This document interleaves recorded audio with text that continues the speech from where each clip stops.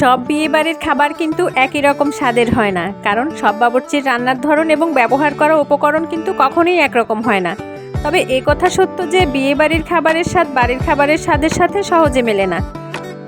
আজকে আমি আপনাদের সঙ্গে শেয়ার করব কমিউনিটি সেন্টার অথবা বিয়েবাড়ির স্বাদে বিফ রেজালা বাসাতেই বানিয়ে নিতে পারবেন, তাও আবার বাবুর্চির রেসিপিতে। তো ঝটপট রেসিপিটা শেয়ার করছি, শুরু থেকে শেষ পর্যন্ত দেখার অনুরোধ রইল, কারণ এই রেসিপিতে থাকবে বেশ কিছু সিম্পল টিপস এবং ট্রিক্স, যেগুলো হুবহু ফলো করলে বা স্টেপ বাই স্টেপ ফলো করলে অ্যাজ ইট ইজ আমার মতোই রেজাল্ট পাবেন। এই রেসিপিটা আমি প্রায় আমার বাসাতে তৈরি করে থাকি, তবে আজকে যেটা তৈরি করেছি এটার টেস্ট আমার কাছে মনে হয়েছে ক্লাস অফ ওয়ান। আসসালামু আলাইকুম everyone, welcome to let's cook with Shahnaz channel. তো বিফ রেজালা তৈরির জন্য আমি প্রথমেই চুলাতে একটি প্যান বসিয়ে দিয়েছি এবং তার মধ্যে দিয়ে নিয়েছি 1 কাপ পরিমাণ তেল। আমি এখানে রান্নার সাদা সয়াবিন তেলটা ব্যবহার করেছি এবং তেলের মধ্যে দিয়ে নিয়েছি 1 কাপ পরিমাণ পেঁয়াজ কুচি। এত বেশি তেল দেখে ভয় পাবেন না, কারণ এই রান্নাতে তেলের পরিমাণটা একটু বেশি ব্যবহার করতে হয়। আর তাছাড়া আমি এই ডুবো তেলের মধ্যে পেঁয়াজের বেরেস্তা করে নিব, সেজন্যই তেলটা প্রথমেই একটু বাড়িয়ে নিয়েছি। পেঁয়াজ বেরেস্তা করা হয়ে গেলে এই তেলের মধ্যেই আমি বাকি পুরো রান্নাটাই সেরে নিব। তো আমি পেঁয়াজটা নেড়ে লাল হয়ে যাওয়া পর্যন্ত অপেক্ষা করব। বেরেস্তা হয়ে যাওয়ার পর পেঁয়াজটাকে তেল থেকে ছেঁকে সরিয়ে নিব। চুলার জালটা কম থাকাতে এখানে বেশ অনেকটা ফেনা তৈরি হয়ে গিয়েছে, তবে যদি চুলার জাল আরেকটু বাড়ানো রেখে রান্না করা যেত তাহলে হয়তো এরকম ফেনা তৈরি হতো না। যাই হোক, আমার পেঁয়াজ বেরেস্তা তৈরি হয়ে গিয়েছে। এখন আমি এগুলোকে তেল থেকে ছেঁকে অন্য একটি পাত্রে ট্রান্সফার করে নিয়ে নিচ্ছি। আর এই সময় কিন্তু চুলার জালটা আমি আপাতত অফ করে দিয়েছি। এখন এই পেঁয়াজ বেরেস্তার সঙ্গে আমি 1 টেবিল চামচ পরিমাণ চিনি একটু মিশিয়ে রেখে দিব, তাহলে এই পেঁয়াজগুলো এরকম মচমচে থাকবে আর এরকম ঝরঝরে থাকবে, এগুলো একদম নেতিয়ে যাবে না। তো এটাকে এক সাইডে রেখে দিব, রেখে দিয়ে আমি পরবর্তী কাজে চলে যাই। এই রেসিপিটাতে ব্যবহার করার জন্য আমি এখন বিশেষ একটি পেস্ট তৈরি করে নিব। আর সেজন্য আমি এখানে 1/2 কাপ পেঁয়াজ বেরেস্তা, 10টি কাজু বাদাম আর 15টি কিশমিশ নিয়ে নিয়েছি। আর এগুলোকে পেস্ট করে নেওয়ার জন্য এর সঙ্গে আমি ব্যবহার করছি 1/2 কাপ পরিমাণ মিষ্টি দই এবং সবগুলো উপকরণ একসঙ্গে ব্লেন্ডারের জারে নিয়ে মিহি করে ব্লেন্ড করে নিব।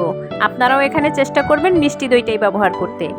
চুলাটা আবারও জ্বালিয়ে দিয়েছি। এখন আমি গরম তেলের মধ্যে কিছু গরম মশলা দিয়ে নিচ্ছি। আর গরম মশলাগুলো আমি গোটা অবস্থাতেই ব্যবহার করছি। এখানে আমি ব্যবহার করেছি 1.5 ইঞ্চি সাইজের 2 টুকরা দারুচিনি, 3টি তেজপাতা, 7-8টি লবঙ্গ, আধা চা চামচ কালো গোলমরিচ, 7-8টা ছোটো এলাচ, 1টি বড় এলাচ এবং অর্ধেকটা পরিমাণ স্টার অ্যানিস অর্থাৎ তারা মৌরি।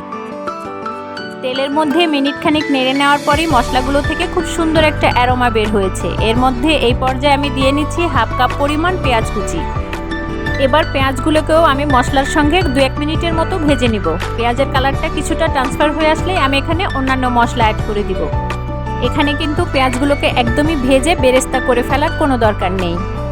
পেঁয়াজ ভাজা হয়ে গেছে। এই পর্যায়ে আমি এখানে দিয়ে নিচ্ছি 1.5 টেবিল চামচ পরিমাণ রসুন বাটা এবং 2 টেবিল চামচ পরিমাণ আদা বাটা দিয়ে মশলাগুলোর কাঁচা গন্ধ চলে যাওয়া পর্যন্ত পেঁয়াজের সাথে এগুলোকেও নেড়ে একটু ভেজে নিয়েছি। এবার শুকনো মশলাগুলি অ্যাড করব। আমি এখানে দিয়ে নিচ্ছি 1.5 টেবিল চামচ পরিমাণ মরিচ গুঁড়া, 1 টেবিল চামচ পরিমাণ হলুদ গুঁড়া, 1 টেবিল চামচ পরিমাণ ধনিয়া গুঁড়া, 1.5 টেবিল চামচ জিরা গুঁড়া এবং সবশেষে ব্যবহার করেছি 1 টেবিল চামচ পরিমাণ জয়ফল আর জয়ত্রী গুঁড়া, কিন্তু ভুলবশত সেই ভিডিও ক্লিপটুকু মিসিং হয়ে গিয়েছে। তো যাই হোক, এবার আমি শুকনা মশলাগুলিকেও তেলের মধ্যে একটু ভালো করে অল্প কিছু সময়ের জন্য নেড়ে নিব। তবে এই সময় কিন্তু চুলা আঁচ একদমই লোতে রাখতে হবে, যেন মশলাগুলো পুড়ে না যায়। 30 সেকেন্ডের মতো তেলের মধ্যে নেড়ে নেওয়ার পর এবার আমি এখানে সামান্য কিছুটা পানি ব্যবহার করেছি এই মশলাগুলোকে ভালো করে কষিয়ে নেওয়ার জন্য। আর মশলাটা যত ভালো করে কষানো হবে রান্নার টেস্ট ততটাই বেড়ে যাবে। আমি কিন্তু প্রায় 4 মিনিটের মতো সময় নিয়ে এই মশলাটাকে খুব ভালো মতো কষিয়ে নিয়েছি। এখন মাংস দিয়ে দিব। আমি এখানে হাড় এবং চর্বি সহকারে 1.5 কেজি গরুর মাংসের রেজালা তৈরি করছি। মাংসগুলোকে আমি একটু বড় টুকরো করে কেটে নিয়েছি, কারণ রেজালা রান্নার জন্য কিন্তু মাংসের টুকরোগুলোকে একটু বড় সাইজের করতে হয় এবং হাড় চর্বি সহকারে মাংসটা ব্যবহার করতে হয়। আচ্ছা, এই পর্যায়ে আমি আপনাদের সঙ্গে একটি গোপন টিপস শেয়ার করি। আমি এই মাংসগুলো কেটে ধুয়ে পানি ঝরিয়ে নেওয়ার পর কিন্তু 1 টেবিল চামচ পরিমাণ মরিচ গুঁড়া আর 1 চা চামচ লবণ মাখিয়ে কিছু সময়ের জন্য রেস্টে রেখে দিয়েছিলাম। আর এই কাজটা কেন করেছি সেটা আপনাদেরকে পরেই বলছি। এখন কাজ হচ্ছে মশলার সঙ্গে মাংসটাকে একদম ভালো করে নেড়েচেড়ে মিশিয়ে নেওয়া। যতক্ষণ পর্যন্ত সম্পূর্ণভাবে আমি হাত দিয়ে মেখে নিলে যতটা মেখে নেওয়া যেত স্প্যাচুলার সাহায্যে ঠিক সেভাবেই আমি মাংসগুলো মশলার সঙ্গে মিশিয়ে নিয়েছি। এখন এখন লবণ ব্যবহার করছি স্বাদ মতো। যেহেতু আমি আগেই 1 চা চামচ লবণ ব্যবহার করেছিলাম, তো সেটা মনে রেখেই কিন্তু আমি এখানে পরিমাণ মতো লবণ দিয়ে নিয়েছি। আবারও লবণের সঙ্গে ভালো করে নেড়েচেড়ে মিশিয়ে নিয়ে লবণটা মিশে যাওয়ার পরে আমি ঢাকনা দিয়ে ঢেকে মাংস থেকে পর্যাপ্ত পানি উঠে আসা পর্যন্ত অপেক্ষা করব। আর সে পর্যায়ে চুলার আঁচটা একদমই হাই হিটে থাকবে। ঢাকনা দিয়ে ঢেকে 10 মিনিটের মতো হাই হিটে রান্না করে নেওয়ার পর মাংস থেকে কিন্তু এখন পর্যাপ্ত পরিমাণ পানি উঠে এসেছে। আর আমি এটাই চেয়েছিলাম, মাংসের মধ্যে এক্সট্রা পানিটা যত কম ব্যবহার করতে পারবেন মাংসের টেস্ট কিন্তু ততটাই বেশি আসবে। আবারও ভালো করে নেড়েচেড়ে ঢাকনা দিয়ে ঢেকে দিব এবং আবারও রান্না করব হাই হিটে একদম টানা 10 মিনিট। 10 মিনিট হাই হিটে রান্না করে নেওয়ার পর ঢাকনাটা সরিয়ে নিয়েছি। আর এখন কিন্তু মাংসের পানিটা অনেকটা শুকিয়ে গিয়ে তেলটা আলগা হয়ে এসেছে। আর এ পর্যায়ে আমি মাংস সেদ্ধ করে নেওয়ার জন্য একটু একটু করে গরম দুধ ব্যবহার করব। তবে তার আগে আমি যে একটা বিশেষ পেস্ট তৈরি করে রেখেছিলাম সেটাই মাংসের সাথে মিশিয়ে দিব। পেঁয়াজ বেরেস্তা, কাজু বাদাম, কিশমিশ আর মিষ্টি দই একসঙ্গে পেস্ট করে রেখেছিলাম। আর সেটার কনসিস্টেন্সিটা ঠিক এমন হয়েছে। সবটুকু একসঙ্গে মাংসের সাথে মিশিয়ে নিচ্ছি। ভালো করে নেড়েচেড়ে এই বিশেষ মিশ্রণটাকেও মাংসের সাথে মিশিয়ে নিচ্ছি। এই বিশেষ মিশ্রণটাই মূলত মাংসের রেজালার মধ্যে একটি ক্রিমি টেক্সচার নিয়ে আসবে এবং এটার গ্রেভিটাও একদমই মাখো মাখো হবে। আর সেটাই হচ্ছে মাংসের রেজালার বিশেষ একটি বৈশিষ্ট্য। অল্প কিছুটা গরম দুধ দিয়ে বাটিটা ধুয়ে এখানে দিয়ে দিলাম। আর এখানে আমি 8-10টা কাঁচামরিচ নিয়েছি, সেটা একটু মাঝখান দিয়ে ভেঙে এই মাংসের সাথে দিয়ে নিচ্ছি।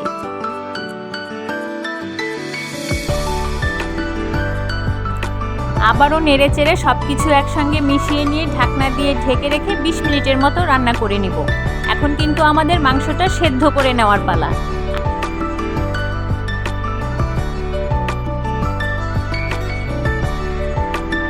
মিডিয়াম টু হাই হিটে 20 মিনিট রান্না করে নেওয়ার পর আবারও ঢাকনাটা সরিয়ে নিচ্ছি। আমি আগে যে দুধটুকু ব্যবহার করেছিলাম সেটা মোটামুটি শুকিয়ে গেছে, তাই আবারও কিছুটা গরম দুধ মিশিয়ে নিয়েছি। এতে করে মাংসটা নিচ দিয়ে আর পোড়া লেগে যাবে না।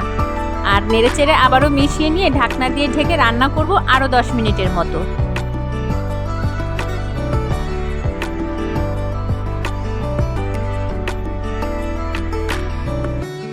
দশ মিনিট পর ফিরে এলাম। মাংসটা কিন্তু এখন 80%-এর মতোই সেদ্ধ হয়ে গিয়েছে। আমি একটু চেক করে নিয়েছিলাম, লবণের পরিমাণটা কিছুটা কম মনে হয়েছে আমার কাছে, তাই আরও সামান্য একটু লবণের মধ্যে আমি অ্যাড করে দিচ্ছি।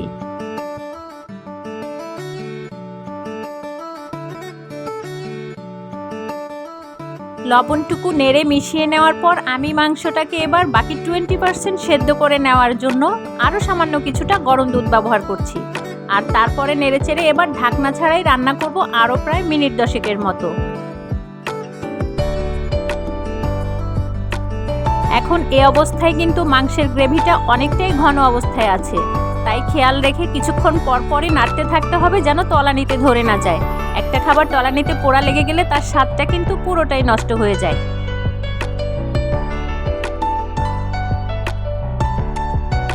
এবার আমি এটার সঙ্গে আরও কিছু বাড়তি উপকরণ অ্যাড করছি। আমি এখানে 1.5 টেবিল চামচ পরিমাণ গরম মশলার গুঁড়া, আধা কাপ পরিমাণ পেঁয়াজ বেরেস্তা এবং 1 টেবিল চামচ পরিমাণ খাঁটি গাওয়া ঘি ব্যবহার করছি। এই গাওয়া ঘিটা আমি আমার বাসায় তৈরি করেছি। রেসিপি জানতে চাইলে কমেন্ট বক্সে কমেন্ট করে জানাবেন। আলু বোখারা ব্যবহার করছি এখানে আমি 7-8টার মতো এবং সব শেষে দিয়ে নিচ্ছি 1 চা চামচ পরিমাণ গোলাপ অথবা কেওড়া জল। আপনি যেটা ইচ্ছা ব্যবহার করতে পারবেন। আর আপনি যদি মাংসের রেজালায় এই ফ্লেভারটা পছন্দ না করেন তাহলে এটা স্কিপও করা যাবে। তবে গোলাপ জল অথবা কেওড়া জল ব্যবহার করার ফলে মাংসের রেজালার মধ্যে একটি শাহী ফ্লেভার অ্যাড হয়। কমিউনিটি সেন্টার অথবা বিয়েবাড়ির রান্নাতে কিন্তু এই স্টেপটা একদমই স্কিপ করা হয় না। খেয়াল করেছেন নিশ্চয়ই, শেষের এই 10 মিনিট কিন্তু আমি ঢাকনা ছাড়াই রান্না করেছি এবং রান্নার ফাঁকে ফাঁকে বাকি উপকরণগুলোকেও অ্যাড করে নিয়েছি। এখন শেষ পর্যায়ে আমি 4-5টা পাকা মরিচ এর মধ্যে দিয়ে নিচ্ছি। পাকা মরিচ যদি না থাকে তাহলে সুঘ্রাণের জন্য আপনি এখানে সবুজ কাঁচামরিচও ব্যবহার করতে পারবেন। একটু নেড়েচেড়ে মিশিয়ে নিচ্ছি। মাংসের ভাপে যেন মরিচগুলো মোটামুটি সেদ্ধ হয়ে যায়। আর এই মরিচগুলো কিন্তু এ পর্যায়ে শুধুমাত্র ফ্লেভারের জন্যই ব্যবহার করা হয়েছে। এগুলো থেকে কোনো ধরনের ঝাল এখন আর বের হবে না। মাংসের সঙ্গে এ পর্যায়ে গ্রেভিটা একদমই মাখো মাখো হয়ে গিয়েছে আর তেলটা যতটুকু আমি ব্যবহার করেছি সবটুকুই আলগা হয়ে এসেছে। তো আমি চাইলে কিন্তু এ পর্যায়ে এই তেলটুকুকে আলাদা করে তারপরে মাংসটাকে দমে রাখতে পারতাম, তবে আমি সেটা না করে তেলগুলি সহই ঢাকনা দিয়ে ঢেকে 10 মিনিটের মতো চুলার ফ্লেমটা অফ করে দিয়ে দমে রেখেছি। 10 মিনিট পর ঢাকনাটা সরিয়ে নিয়েছি। এবার চাইলেই কিন্তু বাড়তি তেলগুলো সরিয়ে নিয়ে তারপর খাওয়া যাবে। এখন দেখি মাংসটা কেমন সেদ্ধ হয়েছে। আমি একটি শাসলিকের কাঠি ব্যবহার করে চেক করে নিচ্ছি। দেখুন, কাঠি দিয়ে খোঁচা দিতেই মাংসটা কিন্তু একদমই গেঁথে যাচ্ছে। তার মানে আমার মাংসটা এখন একদমই প্রপারলি সেদ্ধ হয়েছে। মশলা কষিয়ে নেওয়া এবং চুলার ফ্লেম বন্ধ করে 10 মিনিট দমে রাখা, এই দুইটুকু সময় বাদ দিলেও মোটামুটি 1 ঘন্টা সময় লেগেছে আমার এই মাংসটা প্রপারলি সেদ্ধ করে নিতে। মাংসটা এত অল্প সময়ে প্রপার সেদ্ধ হয়ে যাওয়ার পেছনে যেটা কারণ ছিল সেটা হলো ফুটন্ত গরম দুধ ব্যবহার করা। আমি কিন্তু একদমই টকবগে ফুটন্ত গরম দুধটাই ব্যবহার করেছিলাম অল্প অল্প করে, এবং এখানে আমার গরম দুধ লেগেছে 2 কাপের মতো, অর্থাৎ ½ লিটার। আর মাংসটাকে আমি শুরুতেই যে লবণ আর মরিচ মেখে রেখেছিলাম, বলেছিলাম সেটা পরে বলছি। এটা আমার একজন বাবুর্চি মামার কাছ থেকে নেওয়া একটা গোপন টিপস। যারা আমার মতো ঝাল প্রেমী আছেন শুধু তারাই এই স্টেপটা ফলো করবেন, আর বাকিরা কিন্তু এটা স্কিপ করবেন। কারণ হচ্ছে গরুর মাংসের রেজালা বা কোরমা যেটাই বলেন না কেন, এই আইটেমগুলো কিন্তু মোটামুটি মিষ্টি ফ্লেভারেরই হয়। তবে আগেই কিছুটা মরিচ গুঁড়া আর লবণ মেখে রাখার ফলে কিন্তু মাংসের মধ্যে সামান্য হলেও ঝালটা অ্যাড হয়ে যায়। এতে করে মাংসের রেজালার মধ্যে মিষ্টি এবং ঝালের একটা অসাধারণ কম্বিনেশন তৈরি হয়, আর এর ফলে এটার টেস্ট কিন্তু বহুগুণ বেড়ে যায়। রেজালা তৈরি করার জন্য আমি এখানে বিফ ব্যবহার করেছি। আপনি এখানে বিফের পরিবর্তে সেম রেসিপি ফলো করে মাটনও ব্যবহার করতে পারবেন। শুরু থেকে শেষ পর্যন্ত যতগুলো টিপস এবং ট্রিক্স শেয়ার করেছি তার সবটা হুবহু ফলো করে আপনিও কিন্তু বিয়েবাড়ির চাইতে বহুগুণ বেশি স্বাদের বিফ রেজালা বাড়িতেই তৈরি করে নিতে পারবেন। আমার আজকের এই রেসিপিটি যদি ভালো লেগে থাকে তাহলে আমার চ্যানেলটি সাবস্ক্রাইব করে দেওয়ার অনুরোধ রইল। সবাই অনেক অনেক ভালো থাকবেন। আল্লাহ হাফেজ।